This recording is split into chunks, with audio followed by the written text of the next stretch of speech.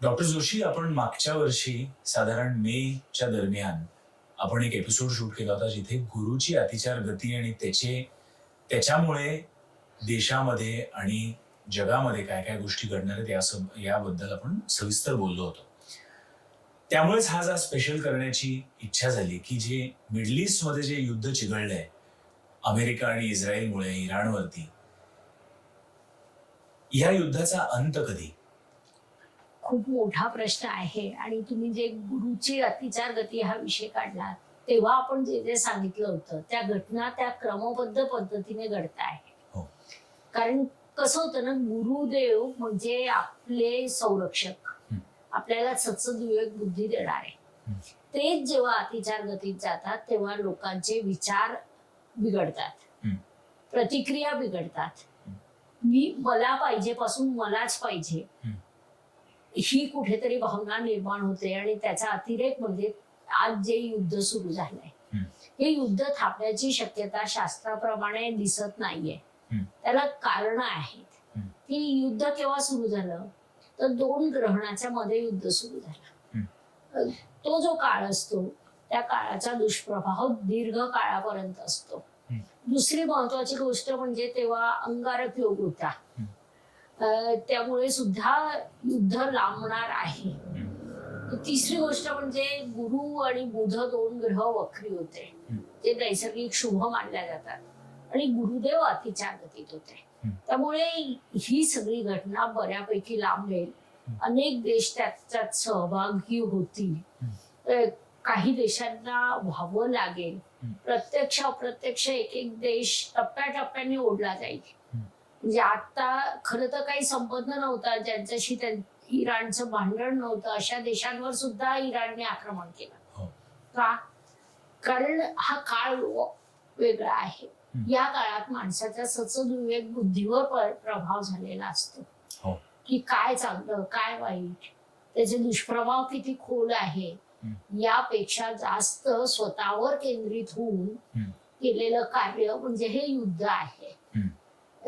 त्याचा दुष्प्रभाव होणार आहे आणि एक एक देश सामील होतील. कोणता देश नेमकं कोणत्या बाजूने आहे हे कळायला पण कधी कधी वेळ लागेल.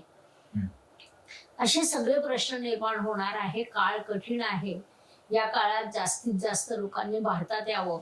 मी 4 वर्षापूर्वी व्हिडिओ टाकला होता की पाखरांनो परत फिरा आपल्या देशाकडे या. कारण या काळात जगात सगळ्यात सुरक्षित देश कोणता असेल तर तो भारत आहे.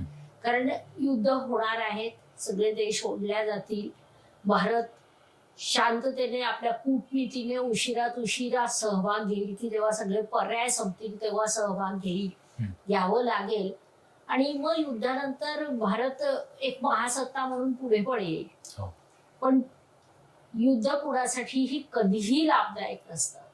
त्यासाठी जी किंमत मोजलेली असेल ती खूप मोठी असेल, की जी मोजावी लागूच नाही, कुणालाच मोजावी लागू नये. पहिल्या महायुद्धानंतर हे वाटलं होतं जगात की युद्ध होऊ नये. दुसऱ्या महायुद्धाची बीज रोवल्या गेली. दुसरं महायुद्ध झाल्यावर आता यापुढे युद्ध होणार नाही असं वाटत होतं. आता जे युद्ध सुरू झालं त्याच्यात अनेक रोज नवीन बीज रोपण होत आहे.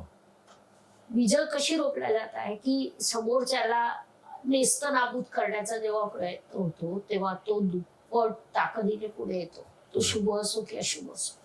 इराणच्या ज्या प्रेसिडेंटवरती आक्रमण करून त्याचा जीव गेला,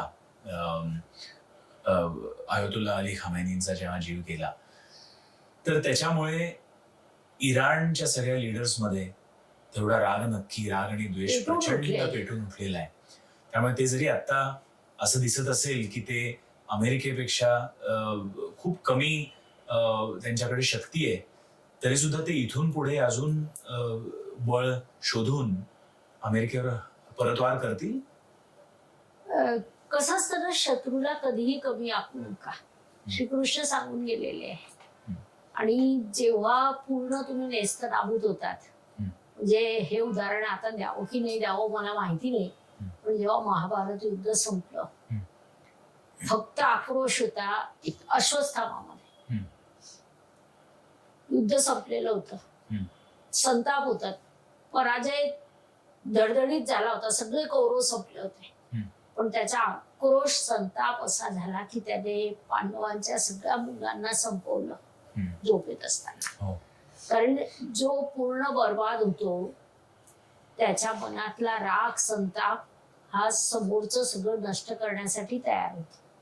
खूप भयानक असं विधान किंवा कदाचित फॅक्ट अशी तुम्ही आता सांगितलीत, पण असंच घडेल हे नाही, ही एक प्रवृत्ती मी सांगितली. पण 2026 पुढे आता जसं जसं जाईल तसं तुम्हाला असं वाटतं की हे युद्ध थांबेल का अजून चिघळेल? चिघळेल. कारण तो ज्या काळात युद्ध सुरू झालंय युद्ध चिघळेल.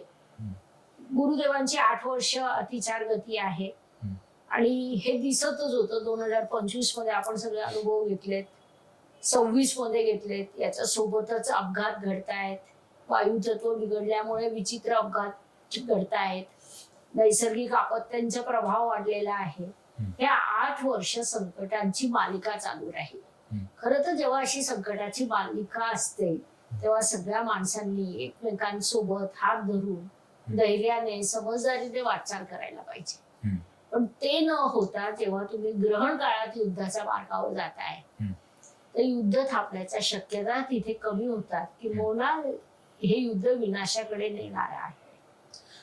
भारतामध्ये आपण जे राहतोय त्यांच्यासाठी एखादा सामूहिक उपाय जो आपण करू शकू, कारण की तुम्ही म्हणला की भारत देशामध्ये परिस्थिती बरी असणार आहे येत्या काळामध्ये, तर आपण काय सामूहिक उपाय करू शकतो जेणेकरून जगामध्ये सुद्धा शांतता? हा उपाय आपण 2025 पासून सुरू केला. 2025 मध्ये आपल्या चॅनलवर रोज एक गायत्री मंत्र द्यायचो. 146 प्रकारचे गायत्री मंत्र आहेत. चॅनलवरचे सगळे प्रेक्षक तो मंत्र त्यांच्या पद्धतीने रोज म्हणायचे. सामूहिक मंत्र साधनेचा प्रभाव हा जास्त तीव्र असतो. न होणाऱ्या गोष्टी सामूहिक मंत्र साधनेतून होऊ शकतात. गायत्री मंत्र अत्यंत प्रभावी आहे आणि गायत्री मंत्राचे प्रकार आहेत. तर ते सगळे मंत्र मी तुम्हाला लिहून पाठवते. ते मंत्र तुम्ही तुमच्या चॅनलवरही रोज दिले, रोजचा एक दिला की प्रेक्षकांनी रोज 11 वेळा 21 वेळा तो मंत्र म्हणावा. त्याचे जबरदस्त प्रभाव मिळतील आणि त्यामुळे युद्ध थांबणार असं मी बोलण्याचं धाडस करणार नाही, पण जो काही दुष्प्रभाव आहे तो किमान भारतावर कमी होईल. युद्ध थांबणार याचं धाडस सुद्धा नाही आणि युद्ध होणार नाही याची सुद्धा गॅरंटी नाही असं तुम्ही ऑलरेडी आम्हाला इनोटॉक्सच्या दर्शकांना सांगितलं.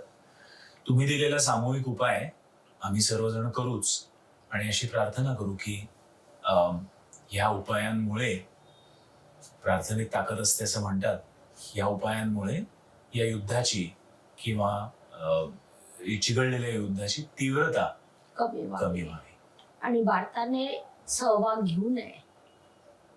भारत जी पॉलिसी आहे, कूटनीती आहे ती सांभाळावी, सहभाग घेऊ नये ही इच्छा झाली. पण अशी वेळ येईल की शेवटी भारताला केव्हा तरी एक वेळ येईल की सहभाग घ्यावा लागेल.